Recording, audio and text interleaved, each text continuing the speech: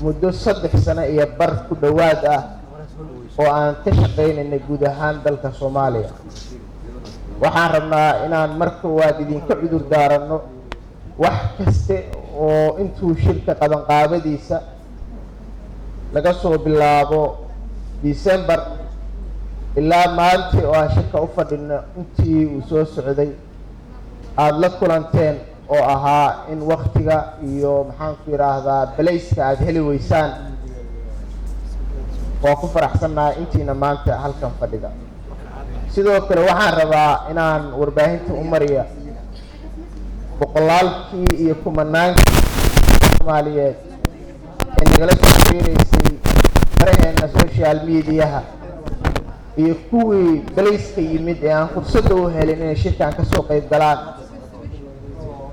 waxaan rabaa inaan u cudur daarano mar koowaad iyo mar labaad iyo mar saddexaad. intaas kadib farxad bay noo tahay inaan halkan maanta joogno. waa magaalada Muqdisho, Hotel Royal Plaza oo aan runtii isugu nimaano madal kulmisay dadkii dhalinyarada aan is oran karnay waxay xambaari karaan fariinta dalkani uu u horseedi kara hanaqaad dhaqan dhaqaale iyo mid bulsho. madasha dhalinyarada Maandis waa madal dhalinyaro Soomaaliyeed oo curisa fikrado iyo aragtiyo iyo doodo ku aadan mustaqbalka Soomaaliya sidii saldhig adag oo wixii 30 sano ee la soo dhaafay Soomaaliya ragaadiya si aysan dib ugu noqon in laga fakaro mustaqbal dambe oo Soomaaliyeed inuu lumin. maanta waa ku faraxsanahay inaan halkan joogno. waxaan rabaa inaan kelmadeyda ku soo koobo 3 arrimood. midda koowaad waxa weeye inaan u mahad celiyo wasiirka wasaaradda maaliyadda Soomaaliya Dr. Cabdiraxmaan Ducaale Beyle oo runtii ahaa qofkii ugu mudnaa ee aan maanta u mahad celin karnay ee kulankan inuu qabsoomo sabab weyn ku lahaa lagu dhiirigeliyey muddo 2 bilood ka badanna juhdi iyo dadaal ku bixiyey sidii ay dadkan iskugu imaan lahaayeen. annaguna aan runtii aragtida aan xambaarsaneyn ee hanaqaad u noqon lahayd. waxaan rabaa inaan wasiirka u mahad celiyo. sidoo kale waxaan rabaa inaan u mahad celiyo martidii aan casunnay oo ugu horeeyo isagana wasiir Jamaal Maxamed Xasan oo isagana si sharaf leh nooga soo ajiibay inuu kulankan maanta nagala soo qayb galo. waxaan rabaa guud ahaan saaxiibadii kala duwanaa ee nala soo shaqeeyey ay ka mid yihiin shirkadihiina soo caawiyey, dhalinyaradii sida voluntary-ga maalin walba ugu taagnaa inuu kulankani qabsoomo kaalinta weyn ka soo qaatay inaan iraado iyagana waa mahadsantihiin. sharaf iyo cizi iyo karaamo korkiina ha ahaato. midda labaad waxaan rabaa inaan galo shirkan iyo ujeedada Maandis ay u soo qaban qaabisay iyo visionka aan ka leenahay iyo waxa aan ka filayno inuu ka soo baxo hadduu Ilaahay. shirkan 4 sanadkii waxaa la qabtaa hadduu Ilaahay 3 jeer. mararka qaarkood sectionno iyo platformo gaagaaban baa dhaco, laakiin platformyada saan u waaweyn sanadkii waxay dhacaan 3 jeer. 3 jeer hadba mar waxaa lagu soo qaataa ajendaha loo arko qarankan inuu muhiim u yahay. waxaan nahay institution madax bannaan, waxaan nahay institution dhalinyaro oo aan dowladdu shaqayn laakiin u shaqeeya maslaxadda qarankan siduu ku hana qaadi lahaa. waxaa halkan lagu casumi doonaa qof walba aan u aragno inuu ugu yaraan fikir wanaagsan dalkan ku kordhin karo, sida hogaamiyaasha siyaasadda, dhaqaalaha, ganacsiga iyo dadka arrimaha bulshada ka shaqeeya iyo cilmi baarayaasha.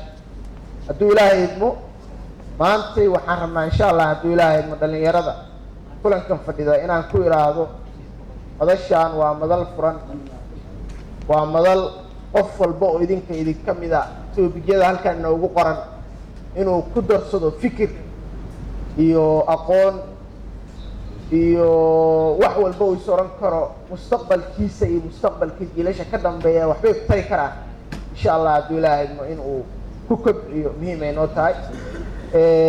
shirka waxaa lagaga hadli doonaa toobiyada halkan ku qoran oo ay koow ka tahay kobcinta dakhliga gudaha dalka. dalkani wuxuu ku dhismi karaa in marka hore isagu isku filnaado, isaga la kobciyo, dadkiisu ay gartaan inay canshuuraha bixiyaan, dadkiisa ay gartaan inay iyaga innovation la yimaadaan oo aysan cid kale wax ka sugin. kadib baa waxaan u tegi karnaa inaan adduunka kale wax ku darsanno, adduunka kale dhahno soo dhowaada, nala shaqaysta, aan wada shaqaysanno. marka Soomaaliya waxay u baahan tahay dhalinyaro aan baryo tegin, dhalinyaro marka hore jeebkooda iyo aqoontooda iyo xoogooda adduunka kula tartama, dhalinyaro adduunka intiisa kale meel walbo ay joogaan macnaha iyo qiyamka Soomaalinimada iyo ilbaxnimada gaarsiin kara. waa tan koowaad. midda labaad waxa weeye inaan encourage gareyno ama dhiirigelinno dadaaladii ay ka soo shaqeeyeen madaxda Soomaalida iyo ganacsatada iyo bulshada Soomaaliyeed guud ahaan oo maanta meel fiican maraya, laguna balansan yahay mar dhow in la iskaga yimaado wixii laga oran lahaa.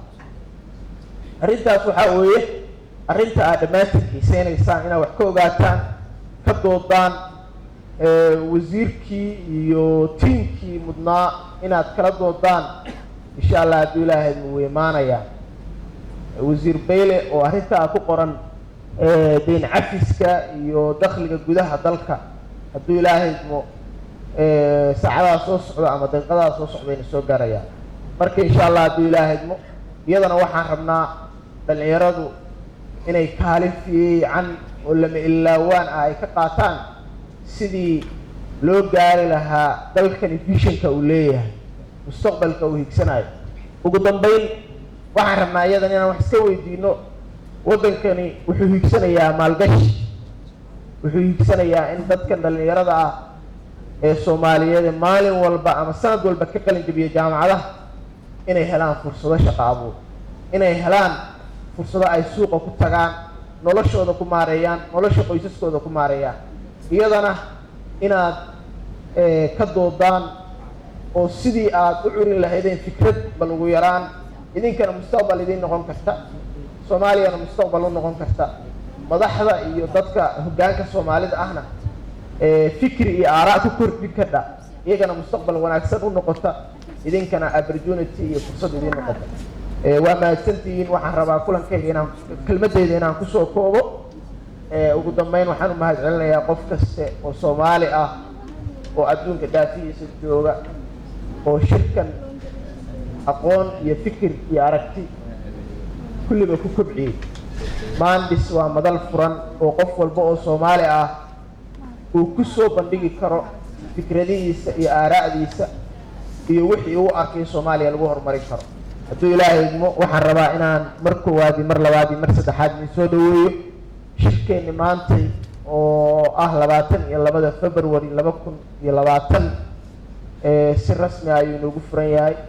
waxaan rabaa hadduu ilaahay idmo inaan ku sharfo halkanna ku soo dhaweeyo wasiirka wasaaradda qorsheynta Jamhuuriyadda Federaalka ah ee Soomaaliya Ambassador Jamaal Maxamed Xasan si uu uga hadlo muhiimadda Soomaaliya ay u leedahay deeqaha iyo maarayntooda.